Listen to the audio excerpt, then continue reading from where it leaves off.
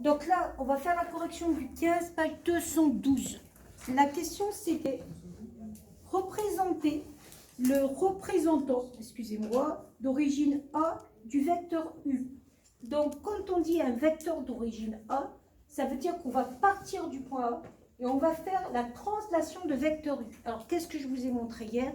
Pour faire la translation de vecteur U, on se décale de 1, 2, 3 vers la droite, 1, 2 vers le haut. Donc, je pars de A, 1, 2, 3 vers la droite, 1, 2 vers le haut. J'arrive ici. Donc, quand je trace ce vecteur, c'est bien le représentant du vecteur U d'origine A. Ensuite, on vous disait faire le représentant d'origine B. Donc, si je pars de B, je vais donc me mettre sur le point B que je n'ai pas tracé. Donc, le point B, il est ici, normalement, il est ici.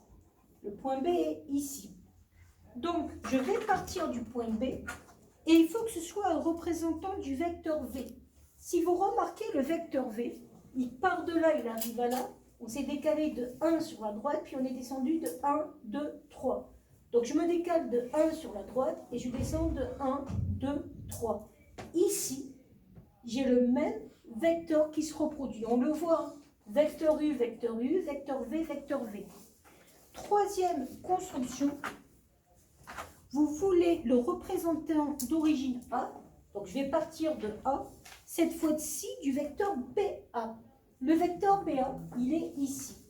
Pour aller de B à A, je vois que je me décale de 2 vers la gauche et de 1, 2, 3 vers la gauche, vers le bas. Donc là, je vais partir de A. Je vais me décaler de 2 vers la gauche, 1, 2, 3 vers le bas. Et j'arrive à un représentant, donc c'est-à-dire que ce vecteur-là, 2 et 3, je le reproduis ici, 2 et 3, il se reproduit exactement ici. Donc là, vous avez vos 3 représentants par rapport à l'exercice donné.